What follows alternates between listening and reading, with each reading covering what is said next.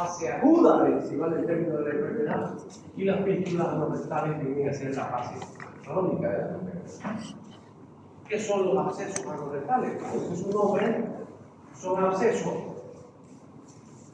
que tienen colecciones de pus que se localizan en la región perianal. Yo decía al principio, los abscesos de la fístula forman una unidad anatopatológica o clínica, solamente que si vemos la extensión, ¿no? La fase aguda en el absceso y la fase crónica, porque hay mucha gente que drena el absceso, como vamos a ver, y se queda con su fístula en forma crónica, porque no le da la gana de hacer terapia.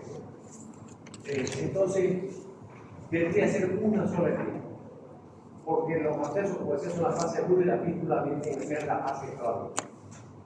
Igual, para que entonces consideremos un absceso perianal, debe ser circunvecino a la región anal.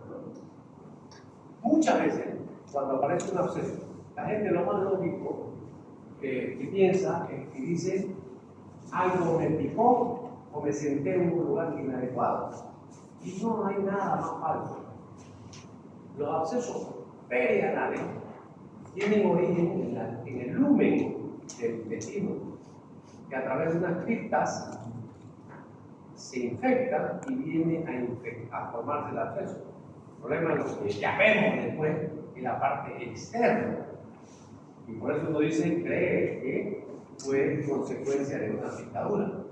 Por lo tanto, el absceso se forma por la penetración de gérmenes que están en las heces, como decía, en este caso en el lumen del intestino, y que penetran por una cripta. Esto va a afectar los conductos glandulares que se meten y forman la colección pública.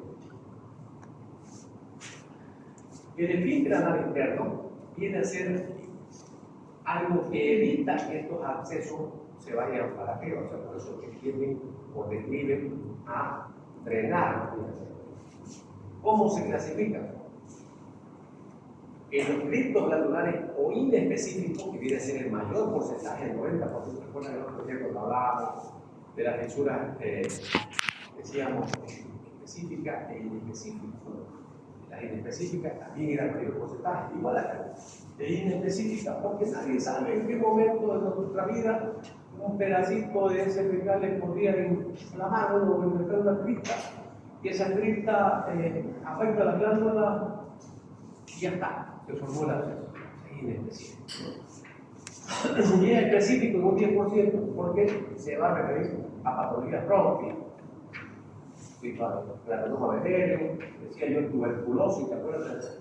O sea, la tuberculosis extrapulmonar en Bolivia, ustedes piensen en lo que les dé la gana y hay la posibilidad. No somos una sola entidad. Claro, no son los mismos porcentajes, el mismo porcentaje pulmonar, pero puede haber también este tipo de problemas, la actinomicosis, enfermedades de Crohn, colitis ulcerativa, cirugía, radiación, empalamiento. Son posibilidades menores del 10%, pero el mayor porcentaje, el 90%, viene a ser inespecífico. Entonces, los abscesos anorectales pueden ser supradiafragmáticos, de acuerdo a la anatomía, e intradiafragmáticos. Los supradiafragmáticos son los que están por encima del elevador de Harvard y normalmente son los más difíciles de diagnosticar. Y los intradiafragmáticos son los que se sitúan arriba, por eso son más fáciles de diagnosticar, son más externos. De los supradiafragmáticos a veces en la clínica de dolor, de fiebre, pero no ves nada. Tenés que hacer algunos estudios para poder diagnosticar. El nivel, entonces, donde están arriba son supradiafragmáticos, a veces se ven con rectales, y de acá para abajo son normalmente los intradiafragmáticos. Aquí estamos viendo algunos ejemplos, ¿no? Un absceso submucoso, perirectal, que son supradiafragmáticos, y el intradiafragmático, por ejemplo, aquí estamos viendo un disco rectal, o el más común, que es el submucoso o subcutáneo perianal. ¿No? Pero si miramos cualquiera de ellos, ¿dónde empezó? Desde la luz del intestino, primeramente se infecta una cripta, penetra las bacterias que tenemos en la luz, inflaman la glándula y luego penetra Entonces, igual en estos otros casos, es lo mismo, igual en estos casos, por lo tanto, el orificio, si yo veo un absceso acá, va a decir, que se está en algún lugar, o sea, la lógica de una persona que no estudió, ¿no? Ustedes están entendiendo entonces que los abscesos perianales empiezan en la luz. Estos son los mucho más difíciles, supradiafragmático dual. Estos son los más difíciles de diagnosticar. Una persona en una luz del intestino, la punta pasó y ahí. ¿Por qué es difícil? Porque imagínense que con la columna, ¿cómo voy a palpar? Los síntomas son completamente diferentes. Para hacer diagnóstico de esto, se tiene que hacer ecografía, tomografía, que tienen muy mal estado de datos. Y obviamente, como cualquier absceso, el tratamiento, ¿cuál es? Drenar. Absceso drenado, absceso ocular. Entonces, la importancia de diagnosticar es que hay que usar el camino de drenaje. Los abscesos vienen a ser la fase aguda. Aquí estamos viendo el absceso. Empezó, como decía yo, de la luz. Y una vez que drena, se va a drenar. Vamos a ver que muchas veces los abscesos se drenan espontáneamente, no llegan ni siquiera al médico, se drenan espontáneamente, pero quedan con esto. Entonces, el absceso es la fase aguda y la fístula es la fase crónica. Porque una vez que se drena, se drenó, sigue siendo alimentado, o sea, sigue con un trayecto. Por eso es que una fístula, estamos diciendo que este mismo absceso empezó en la luz. Se drena, pero este trayecto que fue el que se formó, después se comunica desde la luz hacia afuera. Y estos pacientes a veces tienen secreciones, puede ser de fecal, a veces mucosa, pero constantemente. Esto duele, el que no duele. O sea, el absceso es doloroso, la fístula ya no. Molesta, si ustedes quieren, pero no. ¿Por qué? Porque mancha, ¿no? Y si no te duele, ya nos hacemos peludos. No vas a ver, porque ya pasó la fase aguda de la enfermedad. Este es el esquema más fácil de buscar. La luz del intestino, estamos viendo la línea pintada aquí, ¿bien? Ahí empezó la infección, formó este trayecto, aquí está la colección. Entonces, cuando el paciente se viene, imagínense si mira esto, si fuera la línea glútea, aquí está todo lo que es la entrada del sexo. Tumor, calor, dolor. ¿Cuál es la importancia de saber que si estoy diciendo que hay que drenar, el paciente viene gritando de dolor, ¿no? Gritando de dolor. ¡Wow! Lo diagnosticaste. Si no sabes la fisiopatología, vas a drenarlo, te agradece muchísimo el paciente. No, el ídolo del paciente ese rato, porque ya se va haciendo dolor. Pero no cierra. ¿Y qué va a decir el paciente? Malo mi médico, o mi doctora, o mi doctor, malo, no hizo buen tratamiento. Mirá, me han dado consecuencias. Vos tenés que explicarle que ese paciente iba a quedar con eso. O sea, el absceso es la fase aguda de la enfermedad y la fístula es la fase crónica. Vamos a ver que se opera también la fase crónica, ¿no? Entonces, estos abscesos son debido a elevación de generalmente estafilococo, o sea, normalmente polimicrobiano, hay aerobio, anaerobio, es de la luz del intestino. Entonces, puede haber coco, polibacilo, prótidos, ¿no? Microscópicamente es un área de circulación circunscrita por proliferación vascular, o sea, lo común que encontramos en un absceso. Entonces, igualito, los mismos tejidos. ¿Cómo se diseñan los abscesos? Los abscesos endoretales ya establecidos buscan drenarse, o sea, una vez que se forman, buscan drenarse, ya sea de forma espontánea o quirúrgica. La gente, por la región, como decía, se estudia desesperación. A veces, busca artificio, y alguien que no quiere al médico, se pone paño caliente o algunas cosas maduras, y si parece la zona más fluctuante y de repente se redó, salió todo el obvio que Entonces, la manera que se solucione ya sea de manera espontánea o nosotros hacemos prioridad. El problema es que después de eso acaba un capítulo, ¿no? Por lo tanto, eso es todo. ¿Por qué motivo las fístulas se perpetúan? Porque hay epitelización del trayecto y además el orificio interno continúa interno, porque por ahí entró la infección. Era chiquitito, el absceso a veces es mucho más grande que el orificio interno. Pero una vez que el drenaje sigue alimentando, o sea, por más chiquitito sigue alimentando y por lo tanto sigue saliendo. ¿Cuál es la sintomatología que tienen estos pacientes? Como cualquier absceso, les decía, especialmente los que podés ver con intrainflamatorio, que ya se trae de censos claritos. Tumor, calor, dolor, fiebre, malestar general. Estos pacientes vienen con malestar general, fiebre, fatiga y obviamente la región anal. Ya vemos que entrar. En algunos pacientes, cuando no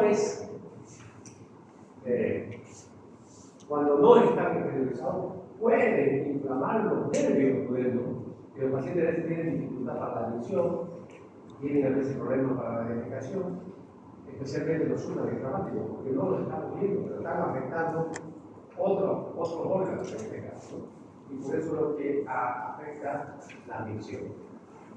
El diagnóstico de estos, los expertos de la inflamación, paraxilismo, infección. No puede pasar por alto.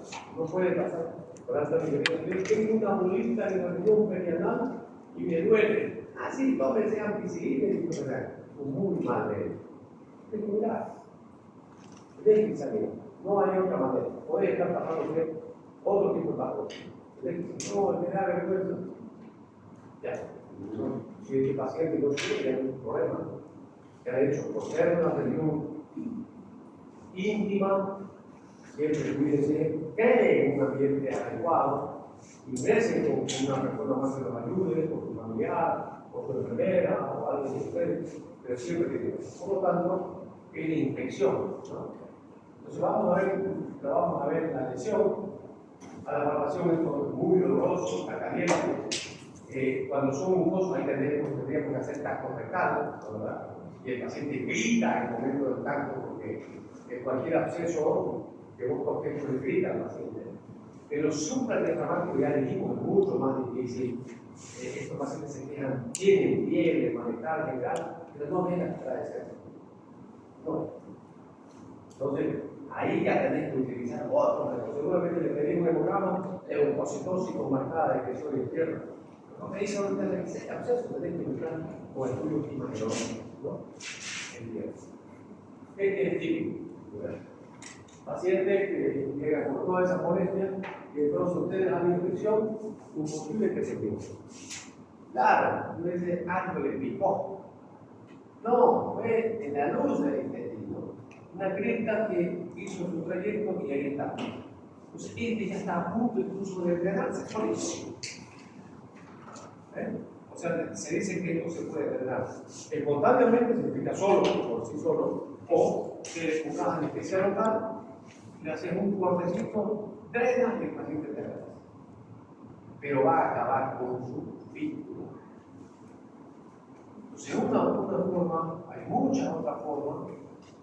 El paciente estaba ya consciente, usted casi drenado espontáneamente, está la sensación pública.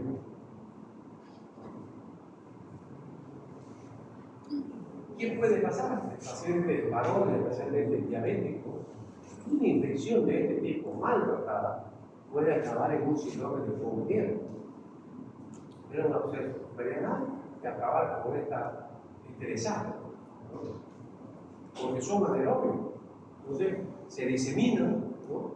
Y pueden provocar un síndrome de Fournier gravísimo.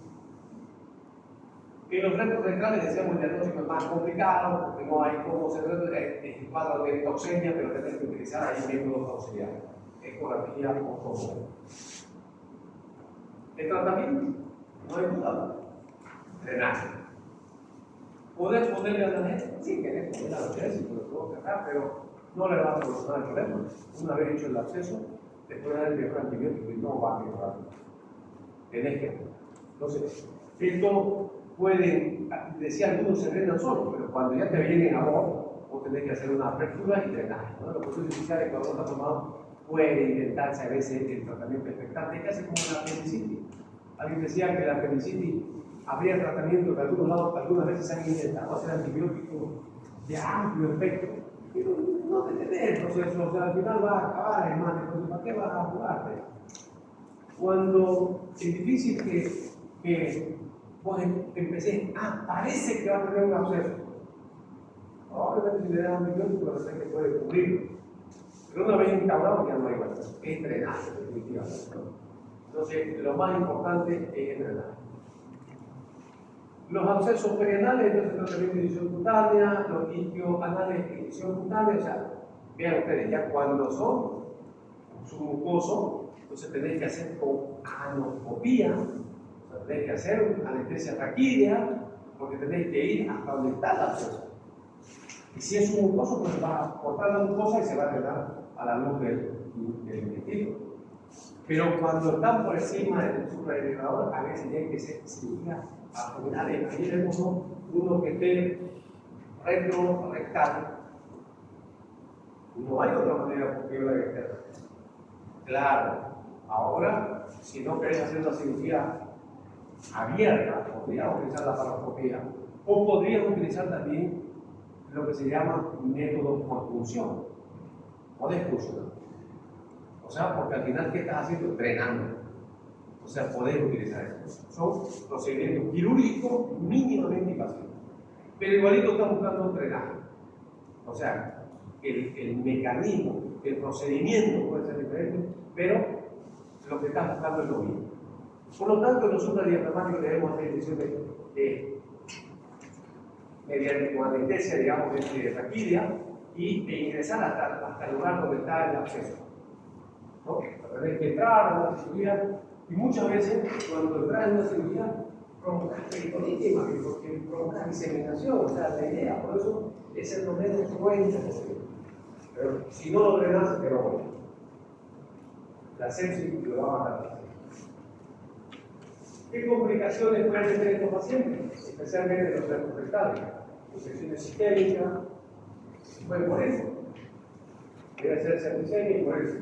Otras complicaciones que se formen la fístula que hemos hablado, porque es la fase crónica de la enfermedad. O sea, drenas, te aplauden y el paciente sigue con la enfermedad. Y la otra posibilidad es la recurrencia. O sea, ¿cómo podría recurrir un absceso que ya está drenado? No nos olvidemos que tiene un orificio interno, que está en la luz del intestino, el trayecto y tiene un orificio externo. O sea, tiene un orificio interno, trayecto y un orificio interno que es por dentro. ¿Qué tal si se cierra el trayecto el externo? Entonces, otra vez viene, otra vez se infecta. Eso se llama recurrencia. Que ya se solucionó el problema del absceso, quedó con la fístula, se cerró la fístula de un solo lado. Digo fuera que se cerrara la interna, esa sería la solución. Se cierra la externa. Y entonces el trayecto ingresa otra vez por más, otra. Este es un esquema de los carceleros, ¿no? El esquema de infección está las heces, material fecal infectante, la cripta que se infecta, invade los tejidos, se forma el absceso, ¿no? Y ahí ya viene la solución. Puede ser una ruptura espontánea, se drenó solo, resultado, fístula. Si le hacemos el drenaje, igual, fístula. Y esto viene a ser que lo que he dicho, la recidiva se abrió, se cerró nuevamente y otra vez se formó la luz. Son las evoluciones que ocurren. Entonces, otra vez sabemos lo mismo, empezó de la luz. Entonces, los abscesos perianales. Está claro, no le echen la culpa que uno la piscina, se está en una piedra caliente, se fue al campo, la picó una hormiga, un mosquito, no, pero ahí está su luz. Y por eso es que la complicación en este caso, la fístula. ¿Está claro? Y como decíamos, entonces, el cuadro crónico de ese mismo absceso viene a ser la fístula. ¿Y qué es la fístula? Son procesos supurativos crónicos que se caracterizan por una comunicación anormal entre ese orificio interno por donde empezó el absceso, el trayecto de la zona externa. Entonces, eso es. El 95% de las fístulas anorectales tienen que ver con absceso. Claro, siempre en medicina nada del 100%, el 5% que hay fístulas que son de otro origen. Pero mientras vos no demostrás lo contrario, no da absceso. El orificio por donde drena el punto es llamado orificio secundario o externo, y el orificio por donde penetra la bacteria o agente el orificio primario o interno. Y entre el interno y el externo está el trayecto fibroso.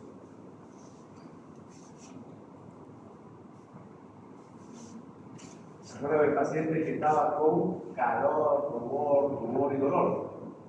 Está helado y ya no le duele al paciente. Se drenó. ¿Y qué están viendo? En región perianal, entonces están viendo un pequeño orificio que supura constantemente, porque tiene mucosa que se epitelizó el trayecto fibroso. Entonces, este paciente, como no le duele, ¿qué creen que hace? Se pone un paño a veces. Ahora, como hay muchos tipos de paños de publicistas, incluso algunos se ponen un paño por no hacer sangrar, ya no le duele. Pero no se va a solucionar mientras no saque ese trayecto fibroso. O sea, aquí está, ¿no? El amo, entonces por lo tanto, esto no ha empezado ahí el absceso, seguramente en el trayecto puede ser que esté viniendo desde acá, hasta acá. Si el orificio interno estaría acá adentro, el trayecto y aquí está el orificio externo.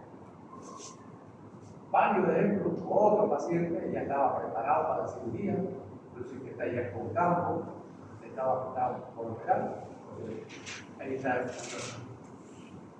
una fístula perianal. A veces, lo más común es que drene en un solo sitio. Pero a veces, como un absceso, puede drenar por dos lados. En ambos lados. Entonces, a veces se da esto más. Que tenga el llamado de herradura. O sea, de dos para acá y de dos para acá. O sea, tiene dos para esa vía. Por lo tanto, ambas hay que sacar. Si alguien pudiera, de repente me estoy imaginando, no hay posibilidad de cerrar el orificio interno, sería lo ideal. Tendríamos que ir buscando el mecanismo. No se puede suturar porque es una zona sucia. Si lo suturas se te va a infectar, se te hace licencia, entonces no mejora. Se ha intentado cerrar eso. De repente buscar algún otro artificio en este momento. No nos olvidemos que además está el trayecto. Porque no es agudo, es una patología crónica. ¿Qué se ha hecho para ver los trayectos fistulosos? O sea, ¿cómo puedo saber yo realmente? Se ubica de repente el trayecto, o sea, digamos, si yo le meto a este orificio al dolor una jeringa con creta genciana, le inyecto por acá, y mire cómo está saliendo, pero le está sonando. ¿Qué está diciendo eso? Que tiene comunicación. O sea, metiste el programa por afuera, se fue por el trayecto fistuloso, a la luz del intestino y está saliendo por lado. Entonces, está demostrando que tiene un trayecto fistuloso. Esto es lo que puede pasar, ¿verdad? Estábamos diciendo que entonces los abscesos empiezan, hemos dicho, dentro, ¿no? Puede ser por encima, supradiafragmático o infradiafragmático, pero todos ellos tienen un orificio que inicio en la fístula. Se drenan, cualquiera de ellos se drenan, y vean ustedes, continúa con el orificio interno, trayecto fistuloso y orificio externo. Cualquiera de ellos, todos ellos. Obviamente los rectos rectales no tienen esa característica, porque no hay cómo lo drenen. Eso te van a dar fístula o te va a matar al paciente si no lo operan. Cuando no se encuentra el orificio externo secundario, se llama una fístula ciega. Por lo tanto, tanto, está entrando nomás y ese cualquier rato se puede abscedar. Una fístula que se puede abscedar. Porque le va a entrar y se va a abscedar, ¿no? El 5% de los casos se debe a traumatismo. Decíamos, hay un 10% de los... Hay un 10% que dijimos que son específicos, ¿no? En este caso, pueden deberse a traumatismo, enfermedad de Crohn, escolitis, que puede ir del 5 al 10%. ¿Cómo se clasifican estas fístulas? Se pueden clasificar en fístulas completas e incompletas. Completa es la que tiene los dos elementos, orificio interno, externo y trayecto. Incompleta es cuando no tiene el orificio externo, que son las fístulas ciegas. Después los números, simple y compleja. Simple que tiene un orificio externo. Compleja que tiene dos o más orificios. En relación a los músculos epiteliales, hemos hablado de los supradiafragmáticos e infradiafragmáticos o planetistelianos, ¿no? El trayecto fistuloso normalmente ya está epitelializado, pero tiene signos de fibrosis. Es duro. En algunos casos, después de un tiempo, puede haber obstrucción, como dijimos, del orificio secundario, y esto nos va a dar una reactivación o reanudación del proceso. O sea, una fístula crónica se puede reorganizar. Sí. ¿En qué caso? Cuando se cierra el externo o parte del trayecto. Sigue la libertad, otra vez acceso y puede pulsar otra vez casi como en un acceso. Y una espátula, una señora, una fístula ano-vaginal, ¿no? Si están viendo, la señora tenía el problema de que salía también de cervicales por la vagina, o sea, por el tipo de drenaje ano. Entonces, es posible que pase este tipo de situaciones, se hace este tipo de fístula. Este ya no, este era un paciente de los normales, de esos que veíamos, mira, aquí estaba, por acá se formó el absceso, acá de no. Entonces estamos viendo el orificio interno, acá está el trayecto y aquí está el orificio interno.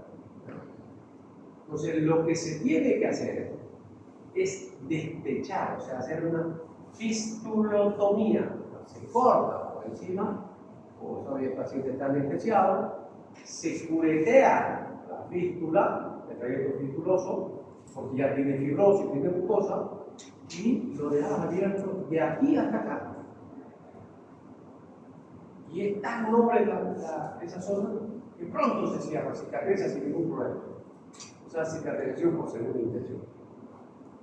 De esa manera aparecen los dos trayectos, o sea, aparecen ambos orificios y se rellena todo ese trayecto. No existe otra cosa. Cuando hacemos una fistulotomía, siempre, cualquier cosa que ustedes operen, a veces uno por de repente por ahorrar, dice uno no le quiere mandar la pieza a patología. Hemos dicho que hay un 10% que puede ser trauma, que puede ser tuberculosis, que puede ser un granuloma bebé. Entonces, no apurar tu paciente, porque el tratamiento va a ser diferente, no solamente la drenaje. Todo material que se retire de una cirugía debe ir a la el que te hace el diagnóstico definitivo de la otra. 90% te va a decir un antiinflamatorio provocado, listo, quédate con el diagnóstico de acceso. Pero ¿qué tal si no recibe? El paciente se debe enviar entonces a patología. Normalmente de forma que hay una reacción inflamatoria, fiebre, es el 90% de la. Pero si no te reporta eso, va a resolverlo. ¿Cuál es la sintomatología? ¿De qué se queja que no pasa? Se quejaría mucho cuando se reagudiza. Pero en la fase crónica, yo te decía, si no le duele, no viene la gente. Porque lo otro, de repente, el único que se va a molestar, si uno es casado, de repente la señora se puede molestar, o si es mujer, el marido, pero porque ven el manchado de la ropa que tiene, nada más. Entonces, ¿qué puede tener? Solamente hay una secreción que drena periódicamente por este orificio secundario. Y no es más, eso es lo que provoca. Y van a tener una molestia y malestar. Normalmente el paciente va al consultorio cuando le duele, es porque porque se trate de analizar. Normalmente vamos, o sea, deberíamos ir todos, mejor si tuviéramos una deberíamos. ¿Va todos? Porque no les doy. El acceso sí, o va a llegar a buscar, ni siquiera buscar un especialista, un proctólogo, buscar un médico general. Y el médico general debe estar capacitado para revelar la situación. Está capacitado. Pero dentro de su capacitación debe estar también el reconocimiento de saber defenderse y decirle, mire señor, yo lo voy a ordenar, pero va a acabar con una película. No porque yo sea malo, pero debe que sepa. Como le expliqué, para que no te echen la culpa que vos abocaste durante la costumbre.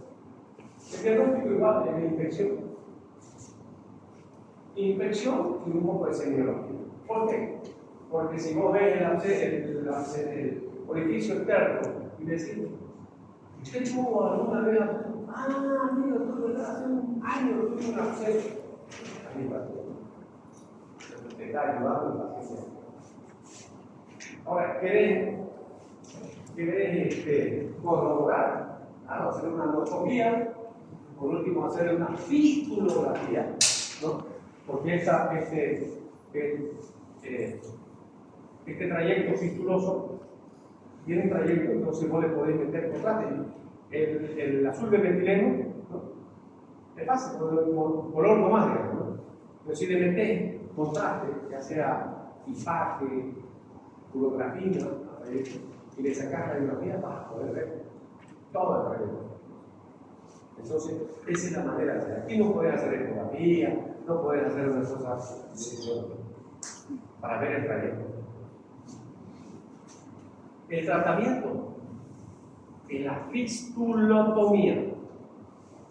Vamos a mostrar dos imágenes que son completamente diferentes. Fistulotomía, como decía, colecistostomía, ¿no? Estamos hablando del agotamiento de la colostomía, agotamiento del colon.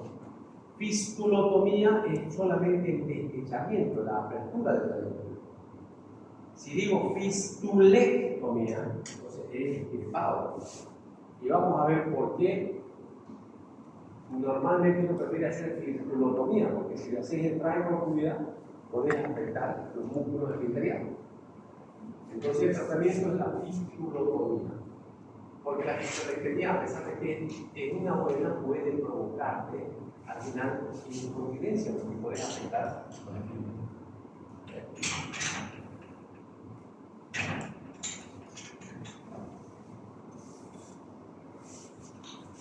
Aquí está el ejemplo de ambos. Aquí estamos, ambos pacientes tenían fístula, ambos pacientes. Solamente al hacer la apertura, el trayecto fistuloso, la apertura, se llama fistulotomía. Hemos hecho el techo superior. Fistulectomía, miren hasta dónde va la incisión. Como decimos nosotros, muerto el perro sacaba las pulgas, ¿no? Con esto sería esto. Pero en la profundidad podría estar afectando los músculos epiteliales. De repente tu paciente tuvo absceso, después tuvo fístula y tiene mucha dosis, ¿no? No te va a decir nada. Por eso es que es preferible normalmente la fistulotomía. Aquí se está haciendo el procedimiento. Ya está el campo para hacer el procedimiento. Se está haciendo el primero se está poniendo la espátula. Inyectado para ver el trayecto fistuloso. Y se produjo la apertura de una fistulotomía. Controlar el doy asangramiento, agua y jabón, no lo volvés a ver más al paciente, no necesita curación, obviamente le dirás que coma cosas más pastosas, más fibra, no que no tenga ni diarrea ni estreñimiento, y cada vez que defeque, que se lave, en menos de 2 semanas está completamente cicatrizado. Entonces, la fistulotomía consiste en la apertura del orificio primario, nada más. Ahora, hay una ley, la ley de Gottsalon, que muestra cómo tenemos que tener en nuestra mente si el absceso renal para la parte anterior o posterior, si va a ser, o sea, directo, recto o va a ser curvilíneo. Porque si no tienen en cuenta esta ley, a veces todos pensan que son rectos, hacen el corte y el paciente sigue con problemas porque tenía una curva. Aquí estamos viendo cómo quedó una fistulotomía. Acá se está haciendo una fistulectomía, vean ustedes, mucho más profundo, se está sacando todo el tejido, o sea, mucho más cruento. Esto evidentemente da menos recidiva, pero te da más complicaciones. Menos recidiva de la fístula, pero más complicaciones de la fístula. Este paciente tenía en herradura, dos drenajes, o sea, tenía dos orificios de salida. Eso se está viendo con este estudio. La ley de Gonzalo dice que la parte anterior debería ser. Cuando los abscesos drenan la parte anterior, normalmente son rectilíneos. Ambos empezaron a ver en la cripta, son rectos. En cambio, los posteriores, si yo considero eso, de repente voy a hacer este drenaje y me estoy olvidando de toda esta parte histórica. Entonces, eso, así se forman los trayectos. Una ley física se puede determinar por los de drenaje que se da en la región superior.